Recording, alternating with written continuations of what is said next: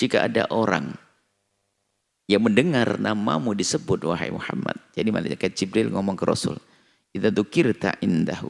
Kalau namamu disebut di hadapan satu orang, falam yusalli alaika, lalu tidak menyambut dengan salawat kepadamu, famata, kemudian dia meninggal, fatakhalan nar, kemudian masuk neraka, fa'abadahu Allah, celakalah dia.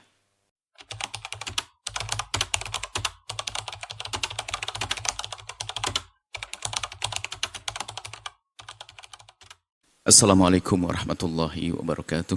Jika ada orang yang mendengar namamu disebut wahai Muhammad. Jadi malaikat Jibril ngomong ke Rasul, idza dzukirta indahu.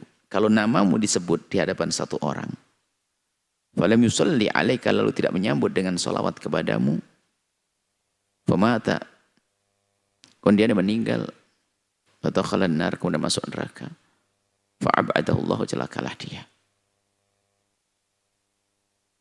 Adapun ini penafsirannya panjang sekali. Apakah sholawat menjadi sebuah kewajiban?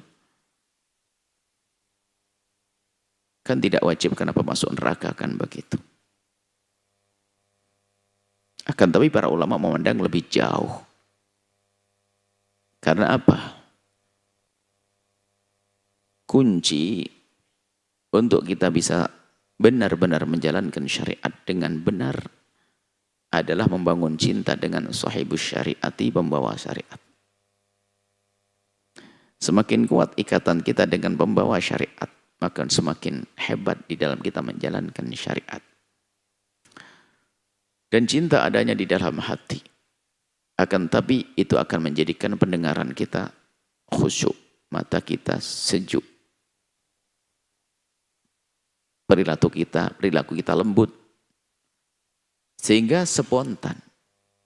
Mungkin ada satu orang yang sangat mencintai anaknya. Namanya Ahmad misalnya. Ahmad Ghazali misalnya. Di saat orang menyebut nama anaknya, dia langsung mustahil gak noleh. Dia anak yang sangat dicintainya. Akan terperanjat tiba-tiba, oh nama anakku disebut. Karena ada cinta. Tapi kalau sudah nggak cinta atau nggak nyambung, nggak ingat, ya enggak.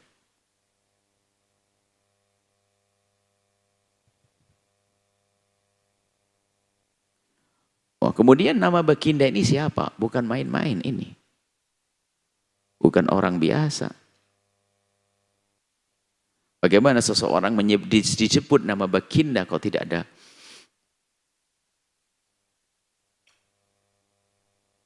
bergetar hatinya atau tidak? Terpesona dia. Berarti memang tidak sambung hatinya kepada Baginda. Disebut namanya. Berarti selama ini mungkin tidak pernah hadir di dalam renungannya yang panjang tentang siapa Baginda. Tidak menyadari tentang jasa beliau yang sangat agung. Kebesaran beliau, kemuliaan beliau, dan siapa beliau. Jadi kalau orang tidak mengerti tentang siapa beliau, kebesaran beliau, ya itulah, dia tidak akan beruntung. Menjalankan syariat pun adalah hanya karena lingkungan, bukan karena sambung hati dengan Baginda. Dan orang yang sambung hati dengan serius kepada Baginda, spontan.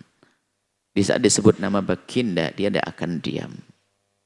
Karena begitu agungnya jasa Nabi, maka dia pun ingin membalas jasanya. Untuk menyambung hati dengan Nabi, boleh kita katakan membalas budi Nabi, jasa Nabi, kebaikan Nabi dan sebagainya. Biarpun Nabi tidak perlu dengan itu semuanya, akan tapi hendaknya kita melakukan apa itu? Berselawat kepada Baginda. Hadiah istimewa untuk Rasulullah. Hadiah membawa hadiah. Lalu kita bersalawat kepada Baginda. Allahumma salli ala Sayyidina Muhammad. Sallu ala Nabi Muhammad. Maka pastikan di saat disebut nama Nabi, hadir dong. Nabi di pikir kita, di pikiran kita, di mata hati kita. Allahumma salli ala Sayyidina Muhammad. Jadi bersalawat adalah paling mudah. Nah kok disebut baginda diam saja? Maka pastikan mulai saat ini. Jangan mendengar nama beliau disebut kecuali Anda berselawat. Sallu ala Nabi Muhammad. Dalam riwayat al-bakhilu man idza dzukirtu indahu wa lam yusalli alayya. Si pelit itu adalah si dia yang mendengar namaku disebut tapi tidak berselawat kepadaku.